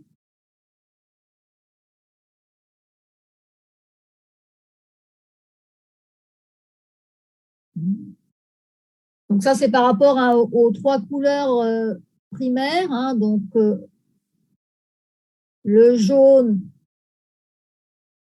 le rouge et le bleu. Si un matériau absorbe dans le bleu, en fait, il apparaîtra avec la couleur complémentaire jaune plus rouge, ça donne du orange. Donc ça permet, vous regarderez avec le cas du cobalt en champ octa et tétraédrique et vous arrivez à comprendre pourquoi. Il y en a un qui va absorber donc, à des longueurs d'onde plus petites que l'autre, donc en relation avec la coloration. Donc la coordinance joue sur la couleur. On avait également parlé de la nature du ligand. Si on remplace un oxygène par un fluor, on n'aura pas la même valeur du champ cristallin, même si on est avec la même coordinance. Donc, ça va jouer sur la couleur. Et puis, bien sûr, il y aura le degré d'oxydation. Si vous prenez donc, par exemple, du fer 2 plus ou du fer 3 plus, la coloration ne sera pas la même. Parce qu'il y aura également une influence sur la valeur donc, du champ cristallin. Donc ça, c'est le premier type de mécanisme, le plus fréquent, associé à des transitions entre des orbitales d. Autre mécanisme, alors je ne sais pas si vous l'avez déjà vu, c'est ce qu'on appelle le transfert de charge. Est-ce que vous connaissez ce mécanisme de coloration dû à un transfert de charge? Vous avez déjà entendu parler? Notamment ce qui permet d'expliquer la coloration violette de MnO4-. Est-ce que vous avez déjà vu? Ah oui, madame. Oui. Donc, il s'agit en fait de transfert. Donc, un électron passe du cation métallique au ligand ou l'inverse. Ça dépend des propriétés redox donc, du cation métallique. Et si on prend le cas de MnO4-, donc dans MnO4-, quel est le degré d'oxydation du manganèse?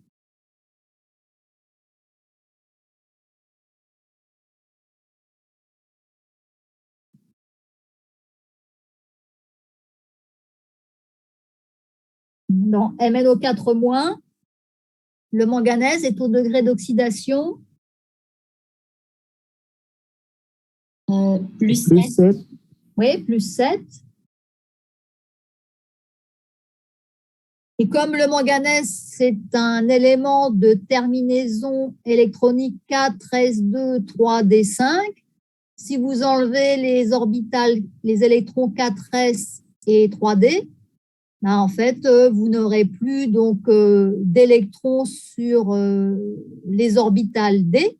Donc, ça veut dire que la coloration ne peut pas être due à une transition dd. Donc, ça, c'est un ion D0.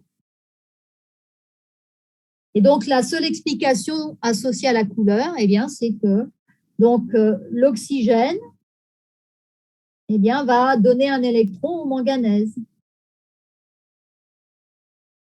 Parce que le manganèse, il est ici à un degré d'oxydation élevé, donc c'est un oxydant. Donc, il va en fait prendre un électron donc, de l'oxygène. Alors, je ne sais pas si vous aviez vu les intensités des colorations dues en fait soit à des transitions dd ou à des transferts de charge. Est-ce que vous savez lequel des deux mécanismes donne la coloration la plus intense?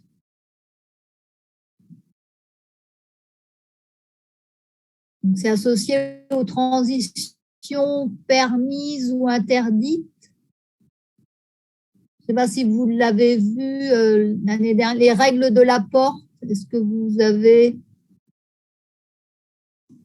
Le transfert de charge donne la couleur plus foncée. Oui, c'est ça. Parce qu'en fait, il s'agit d'une transition permise. Donc là, c'est permis, alors que ici, c'est interdit. Alors, interdit par la règle de Laporte. Je ne sais pas si vous l'avez déjà vu, cette règle. Pas grave si vous ne l'avez pas vu. Non? Ça ne vous dit rien? La règle de Laporte? Non? Donc, c'est juste une règle qui permet d'expliquer pourquoi une transition est permise dans le cas d'un transfert de charge et pourquoi elle est interdite dans le cas d'une transition dd. C'est associé à la parité des orbitales. Mais si vous ne l'avez pas vu, bon, on va laisser de côté cet aspect. Mais effectivement, se souvenir que transfert de charge, en général, ça va donner des fortes absorptions puisqu'il s'agit d'une transition permise, au contraire des transitions entre orbitales d. Alors, si je continue, donc maintenant, on va voir quelques exemples donc, de spectres d'absorption, qu'on appelle des spectres optiques. Et on va prendre donc le cas, donc, tout d'abord d'un verre sodocalcique, ici, donc qui contient donc, des ions fer2 et fer3. Donc, l'ion Fe2+, vous voyez qu'il s'agit d'une bande large, qui est une caractéristique des métaux de transition. Vous avez toujours des bandes d'absorption très larges. Vous voyez qu'elle est centrée sur l'infrarouge, mais elle commence dans le rouge. Là, vous avez du rouge. Donc, en fait, un verre qui contient des ions Fe2+, il sera de quelle couleur? Donc, la couleur complémentaire du rouge, ça sera, par rapport au petit schéma qu'on a vu tout à l'heure, jaune, rouge, bleu. Donc, si on enlève le rouge, il reste du jaune et du bleu. Jaune plus bleu vous donne quelle couleur?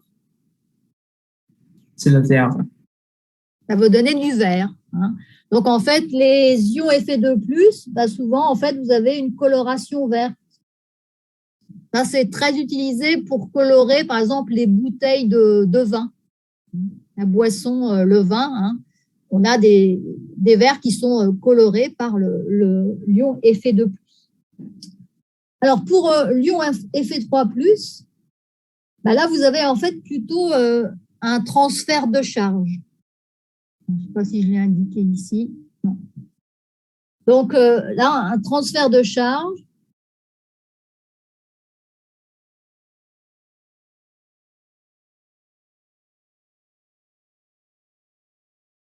Qui va en fait expliquer cette forte d'absorption, cette forte bande d'absorption, vous voyez, qui commence dans le bleu et qui va se poursuivre dans l'ultraviolet. Donc, avec une forte intensité due au fait qu'il s'agit donc d'un transfert de charge. Alors, en fait, si je reviens donc aux verres qui contiennent des ions Fe2+, eh bien, en fait, même si on pense avoir un verre incolore, vous voyez ici cet exemple, eh bien, si vous regardez en fait ce tube, dans le sens, dans la direction du tube, vous voyez que vous avez une coloration verte qui apparaît ici.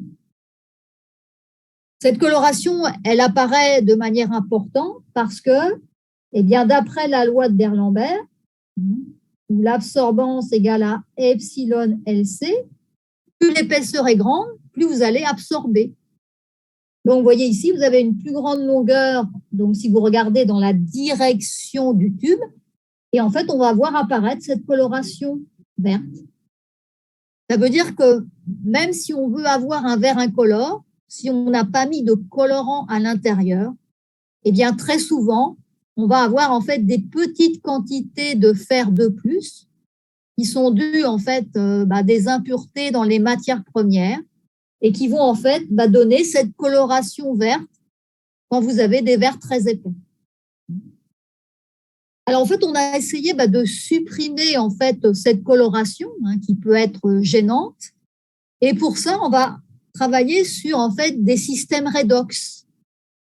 Alors, si on prend en fait le cas donc d'un verre qui contient des ions Fe2+, eh bien, en fait, on peut lui ajouter un oxydant. Alors, ça sera ici le manganèse au degré +3, qui va être réduit en manganèse au degré +2 et qui va, en fait, oxyder le fer2 en fer3.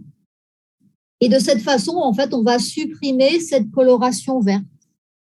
Alors, on aura bien sûr la bande d'absorption de Fe3+, mais vous voyez qu'elle est plutôt dans l'UV, donc elle ne sera pas gênante par rapport au vert. Donc, c'est une façon, en fait, de décolorer le verre. Donc, rajouter de l'oxyde de manganèse 3, c'est-à-dire le composé Mn2O3.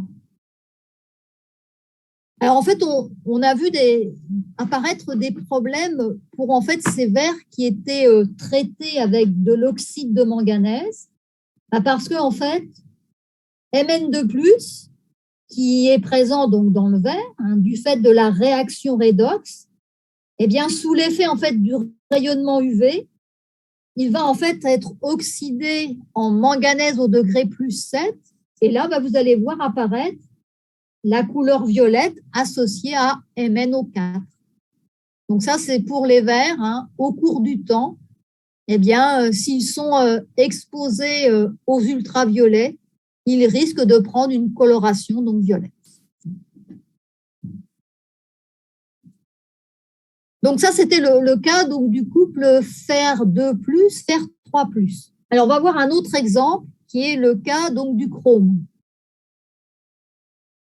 Donc, le chrome, donc, il existe au degré +3, au degré +6. Donc, vous voyez, degré +3, on va voir deux bandes d'absorption. Une dans le bleu, l'autre dans le rouge. Et puis, si vous avez donc, alors cette bande d'absorption donc dans le bleu et dans le rouge, eh bien, en fait, elle va laisser donc une forte transmission dans le vert. Vous voyez, l'absorbance va être faible et c'est ce qui va donner la coloration vert. Donc, si vous avez en fait des ions Cr3+, qui sont présents donc, dans le vert. Donc, une coloration plus sombre que celle donnée par l'ion Fe2+.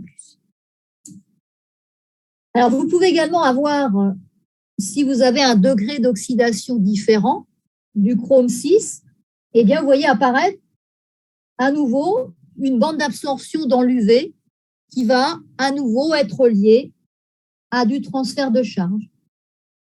Donc, vous voyez, très souvent, transfert de charge, ce sont des bandes d'absorption qui vont très souvent se placer à la limite du bleu ou dans l'ultraviolet. Donc, ça, c'est une caractéristique donc, générale. Donc, en fait, on peut moduler, hein, vous voyez, c'est indiqué ici, et on peut faire varier donc, le rapport chrome 3, chrome 6 pour donner en fait des colorations donc vertes ou jaunes. Donc, si le vert contient des ions chrome 3, chrome 6, absorption donc dans le violet, couleur complémentaire, c'est le jaune. Donc, vous voyez que vous faites apparaître cette teinte jaune, hein, donc qui va éventuellement pouvoir se mélanger à du vert, donc avec ce mélange de chrome 3 et de chrome 6. Donc, il y a beaucoup de mélanges hein, d'oxydes, hein, de métaux de transition pour arriver à une couleur donnée. Donc, voilà pour ces exemples donc, de transition d'ED ou de transfert de charge. Alors, on va voir en fait une petite application des verres dopés par les ions fer2 et fer3. Alors, c'est un exercice que vous allez retrouver sur la feuille de TD, mais là, je vais la traiter donc, en cours. Donc, ici, vous avez en fait des verres qui ont été produits par la société donc, Saint-Gobain. Donc, c'est une grande société donc, française. Hein, donc, qui fabrique en fait différents verres. Hein, et vous voyez que vous avez donc un verre qui contient une bande d'absorption donc qui part du rouge et qui est importante dans l'infrarouge, et puis une bande d'absorption donc proche de l'UV. Donc, d'après ce que l'on vient donc de voir, hein, eh bien, on peut attribuer donc le fer 3, donc 3+ à la bande d'absorption dans l'UV et Fe2+ à la bande d'absorption dans l'infrarouge.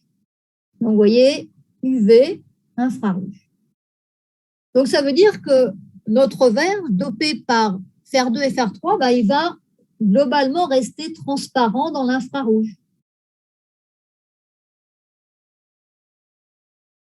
Donc, il va laisser passer la lumière visible. Et ça va être intéressant, par exemple, pour fabriquer des pare-brises de voiture ou des toits de voiture. Là, il s'agit d'une voiture française. Alors, certains reconnaîtront le logo Renault. C'est une voiture Renault et vous avez un toit en verre. Alors, le problème des toits en verre, c'est que quand il fait chaud, vous allez en fait avoir donc une augmentation de température à l'intérieur de la voiture si vous n'arrivez pas à stopper les rayonnements UV et infrarouges. Donc ici, avec ce type de verre, eh bien en fait on va réussir donc à garder la transparence du verre, mais à limiter la transmission de l'UV et de l'infrarouge, et donc ça va limiter la température à l'intérieur donc du véhicule. Alors ça, on va le noter. Je ne pense pas que je l'ai indiqué. Alors, si j'ai mis une information qui peut être intéressante. Donc, vous voyez que quand on parle du spectre solaire, souvent on dit ça chauffe beaucoup parce qu'il y a des UV. Mais en fait, en réalité, l'échauffement le plus important, il se produit par rapport au rayonnement infrarouge. Donc ici, si on arrive à supprimer ces deux rayonnements, eh bien, on va limiter donc l'élévation de température dans la voiture, mais en fait, on va garder la transparence dans le visible. Et c'est ce qui est important quand on va fabriquer un pare-brise, c'est de garder effectivement une bonne transparence donc du verre. Donc, vous voyez là, en fait, on joue sur la limitation donc de la transmission des rayonnements UV infrarouges pour limiter la température donc dans la voiture. C'est ce qu'on va noter. Donc ici, donc on limite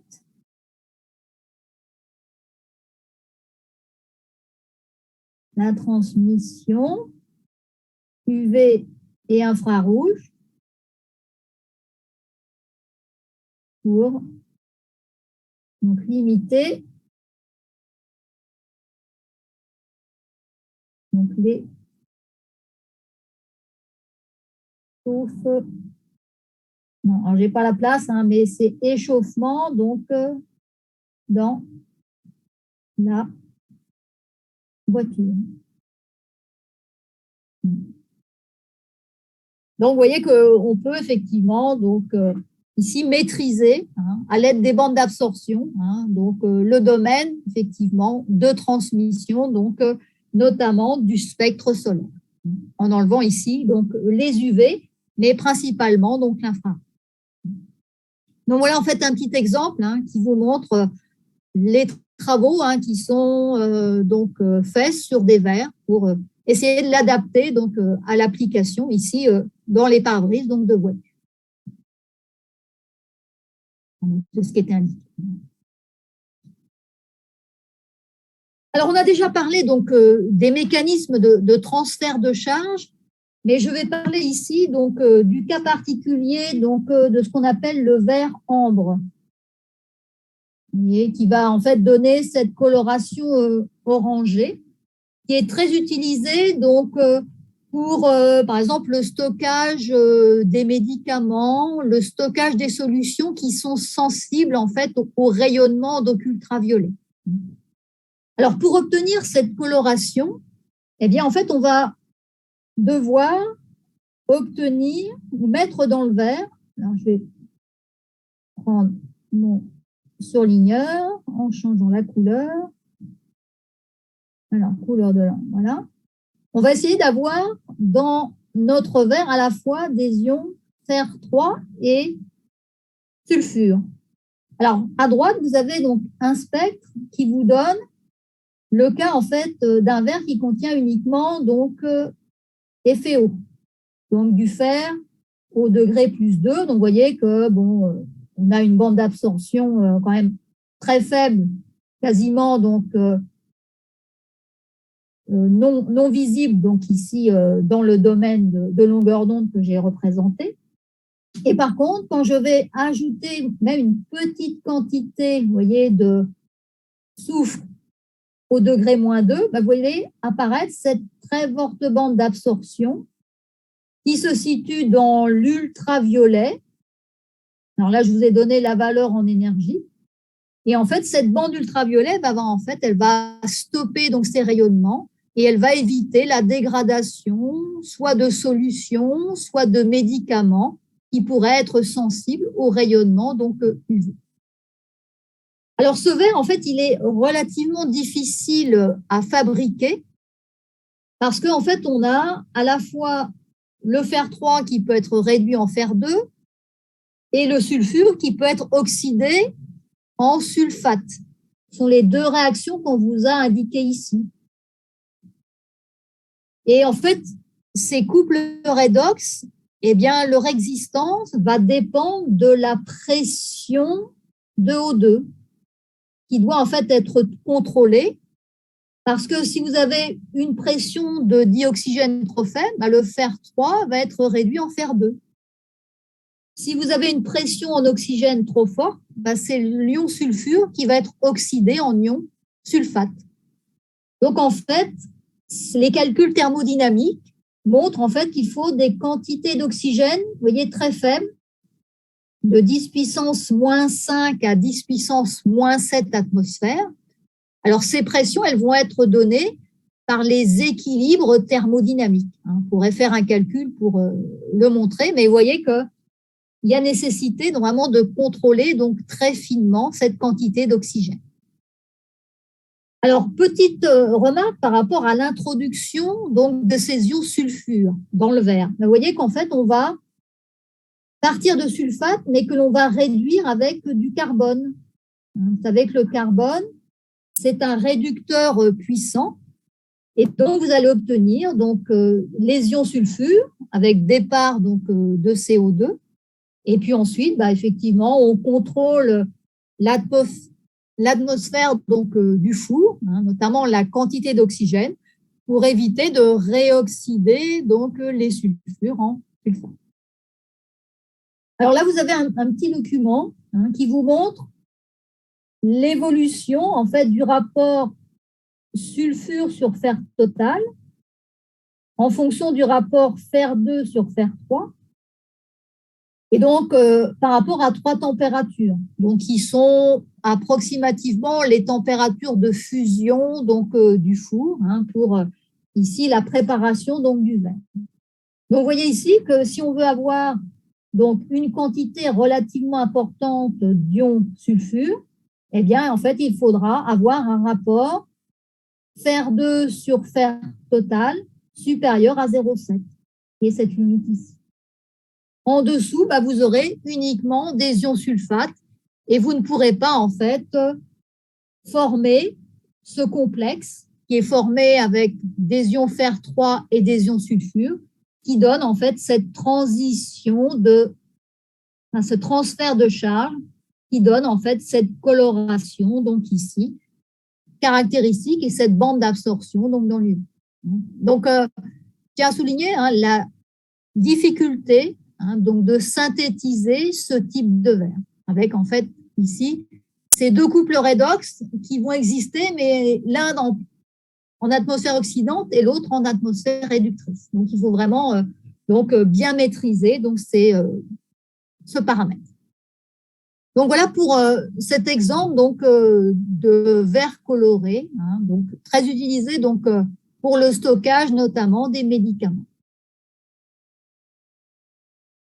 Alors, je vais parler en fait d'un dernier mécanisme associé à la coloration donc d'un verre, qui est en fait le mécanisme de diffusion de la lumière. Alors, ce mécanisme, en fait, il a été utilisé, vous voyez, dès le XVe siècle. Alors, on ne savait pas en fait qu'il s'agissait de diffusion de la lumière, mais on s'est aperçu que si on mettait en fait de la poudre d'or dans un verre, eh bien, en fait, on obtenait ce verre rouge. Donc, on a appelé le verre rubis. Puisqu'il ressemblait beaucoup au rubis rouge, à la pierre précieuse rubis. Alors, en fait, ce mécanisme, il est dû au fait que, à l'intérieur du verre, vous allez en fait former des petits agrégats. Vous voyez, vous avez en fait des atomes de cuivre qui vont se regrouper, qu'on appelle un agrégat, et qui vont en fait provoquer le phénomène de diffusion de la lumière. C'est-à-dire vous allez avoir de temps en temps des petits grains, ici, et quand la lumière arrive, alors je vais faire un petit dessin en changeant la couleur. Voilà. Donc, si vous avez de la lumière qui apparaît ici, eh bien, vous allez avoir en fait ce phénomène de diffusion au niveau donc des particules.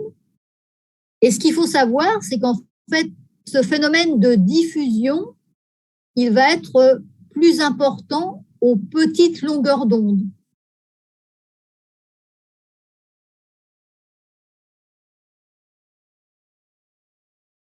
Une diffusion importante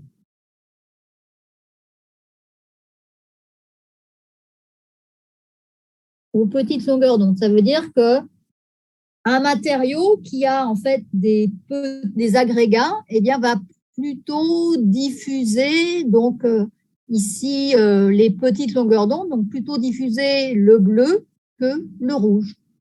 Alors après, ça va dépendre de la taille, hein, donc des agrégats, mais c'est la tendance générale, hein, diffusion importante aux petites longueurs d'onde. Et ça va donner en fait cette coloration donc rouge à notre vert.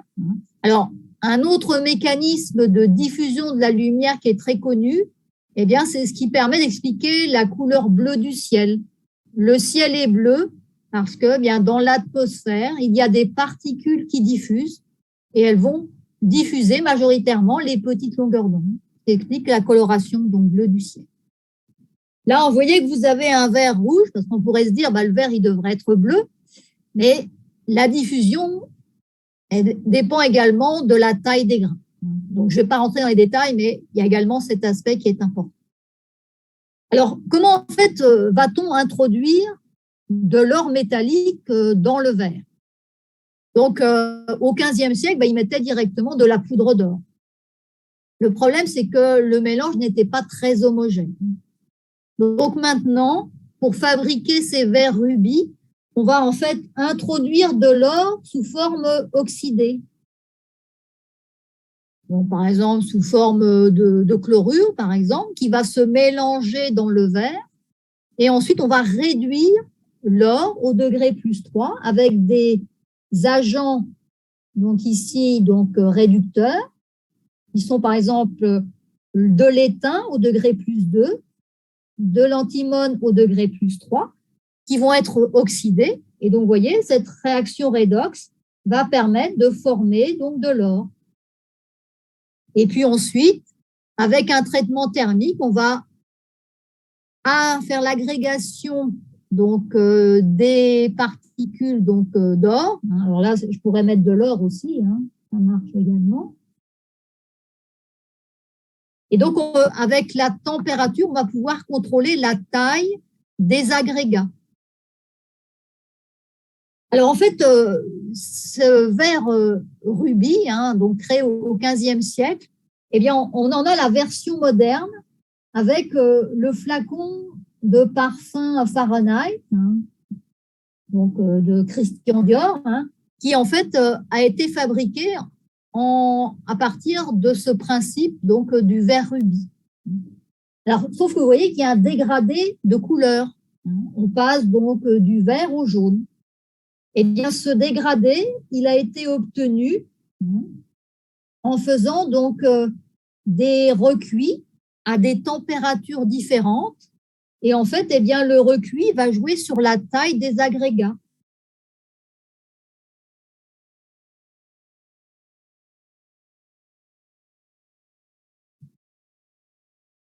Donc, la température de recuit fait varier.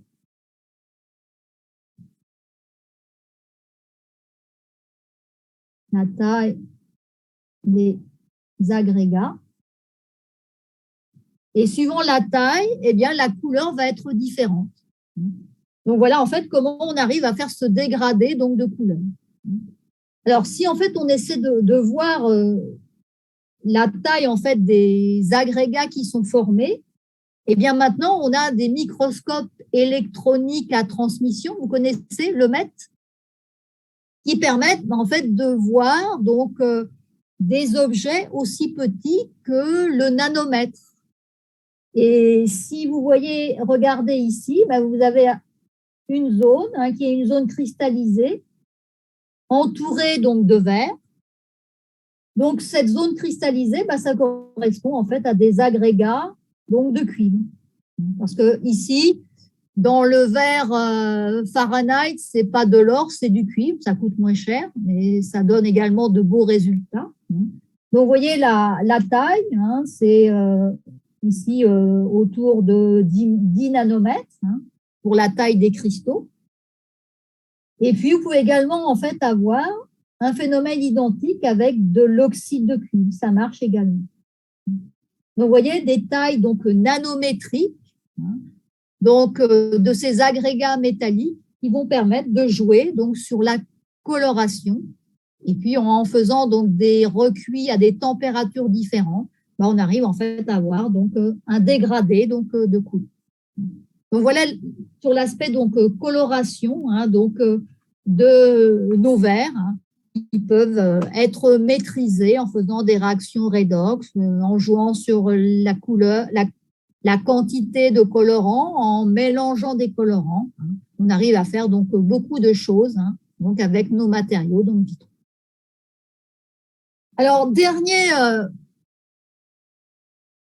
exemple de coloration, et on s'arrêtera là pour aujourd'hui, ce sont les verres photochromes. Donc, ce sont des verres qui changent de couleur de manière réversible sous l'effet d'un rayonnement UV. Donc là, si vous avez un verre soumis à l'UV, vous voyez, il va en fait s'assombrir. Alors, le mécanisme, il est relativement simple. Donc, en fait, à l'intérieur du verre, vous avez en fait des cristaux d'halogénure d'argent, par exemple AgCl, et sous l'effet donc des UV, eh bien, vous allez en fait avoir une réaction donc de réduction de l'argent, d'oxydation donc de l'halogène. Et en fait, eh bien, si vous réduisez donc de l'argent, eh bien, vous allez en fait créer donc des petits cristaux, donc des petits agrégats d'argent qui vont en fait permettre eh bien, donc d'assombrir donc le verre. Donc, ce mécanisme où en fait le matériau change de couleur sous l'effet d'un rayonnement donc lumineux, alors ici du rayonnement solaire, eh bien, c'est ce qu'on appelle le photochromisme. C'est le changement de couleur. Couleur, ça vient de chromos, le terme grec. Photo, donc la lumière, donc changement de couleur sous l'effet de la lumière. Alors, ce qui est important en fait pour ces verres photochromes, il faut que la réaction soit réversible. C'est-à-dire, si vous n'avez plus de lumière, il faut que les verres redeviennent transparents et incolores. Donc ça sera possible eh bien, si les atomes d'argent et d'halogène restent proches l'un de l'autre pour que la réaction réversible ait lieu. Et ça sera possible si vous avez en fait un matériau donc solide et notamment donc le matériau donc vitreux. Donc, vous voyez que les halogénures sont piégées, restent piégées à côté de l'argent, ce qui va permettre de recombiner donc les deux éléments.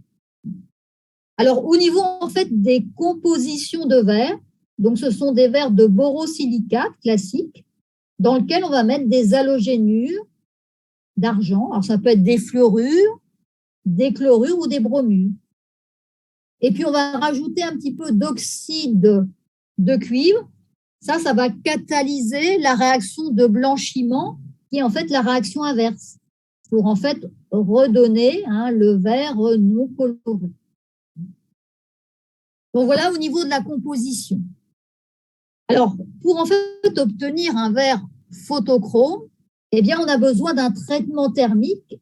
Et ce traitement thermique, il va permettre de faire cristalliser ces cristaux de AgX, d'halogénure d'argent, qui sont nécessaires donc au départ.